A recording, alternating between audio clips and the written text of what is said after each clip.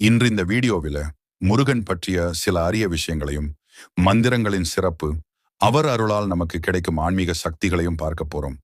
முருகன் கதைகள் கேட்க, பாடல்கள் கேட்க ரொம்ப இனிமையாக இருக்கும்.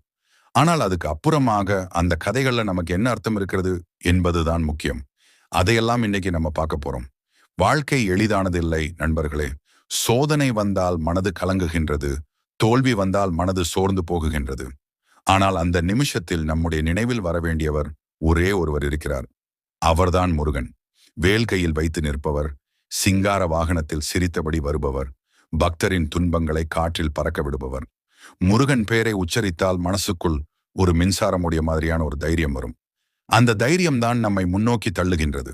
முருகனின் பிறப்பு கதை: சரவண பொய்கையில் பிறந்த கந்தன், தெய்வீக கதிர்களிலிருந்து வெளிப்பட்ட அந்த குழந்தை.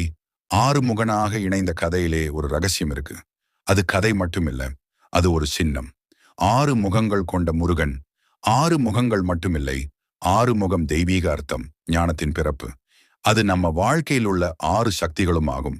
6 முகம் மனிதனின் 6 சக்திகள்: தைரியம், அன்பு, ஞானம், சமநிலை, கருணை, வெற்றி. இவையெல்லாம் நம்முள் இருக்கின்றது, ஆனால் தூக்கத்தில் கிடக்கின்றது. அந்த சக்திகளை எழுப்புபவர்தான் முருகன். தோல்வி வந்தாலும் அது முடிவு அல்ல. கந்தன் நினைவு வந்தால் அந்த தோல்வியே நம்மை முன்னேற்றம் நோக்கி தள்ளும் படிகளாகும். இன்றைய காயம் நாளைய வலிமை, இன்றைய தோல்வி நாளைய வெற்றி. இதற்கெல்லாம் பின்னாலே கந்தனின் கருணைதான் உறுதியான தூணாக நிற்கிறது. மந்திரங்களின் சக்தி. ஓம் சரவணபவ் என்று சொன்னால் அது ஒரு சாதாரண வார்த்தை இல்லை. அது சிதம்பர ரகசியம் போல மனதை மாற்றும் மந்திரம். ஒவ்வொரு முறை நீங்க அந்த மந்திரம் சொல்லும் போது உங்க மனதில் பயம் இருந்தால் அது கரைந்து போகும் சக்தி. அந்த ஒலி, அந்த வைப்ரேஷன் உங்க உடம்போட செல்ஸ்க்கு கூட பாசிட்டிவ் எனர்ஜி கொடுக்கின்றது. அதே மாதிரி கந்த சஷ்டி கவசம், காப்பாற்றும் சக்தி. கவசம் என்றால் உடலுக்கு பாதுகாப்பு தரும் ஆயுதம். ஆனால் இந்த கவசம் ஆன்மாவுக்கும் பாதுகாப்பு தருகின்றது. கந்த சஷ்டி கவசத்தில் உள்ள ஒவ்வொரு வரியும் உன்னை பாதுகாக்கும் கவசம். ஒவ்வொரு ஒலியும் உன் உள்ளத்தில் ஒளியை நிரப்பும். ஒவ்வொரு வரியும் உங்களின் சிந்தனையை சுத்தம் பண்ணுகின்றது. ஒரு நாள் அந்த கவசத்தை நம்பிக்கையோடு முழுக்க படித்து பாருங்கள். அடுத்த நாள் உங்கள் மனது எவ்வளவு லேசா இருக்கும் தெரியுமா?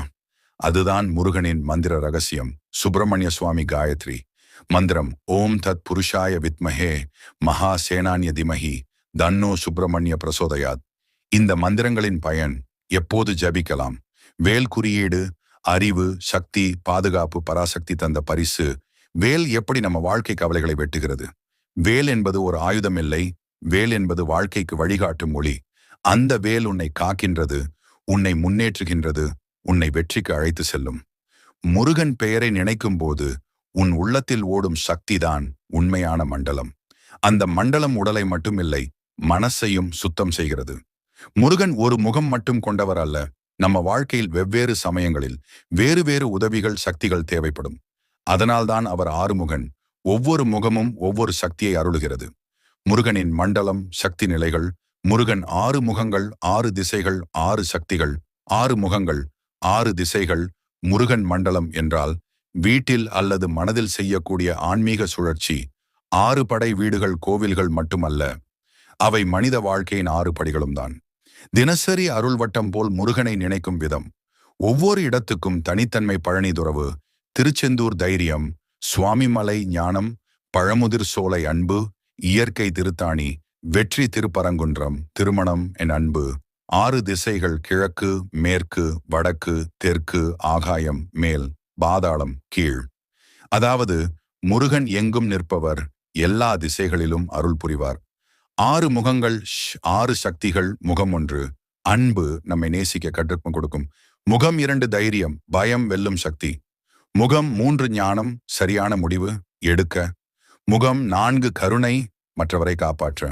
முகம் 5 சமநிலை, கோபம் மகிழ்ச்சி சமமாக பார்க்க.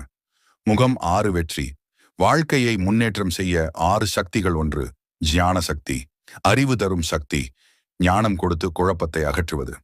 2வது செயல் சக்தி, எதை தொடங்கினாலும் அதை நிறைவேற்றும் வல்லமை. 3வது இச்சை சக்தி, நல்ல நோக்கம், நல்லெண்ணம், மன உறுதி தரும் சக்தி.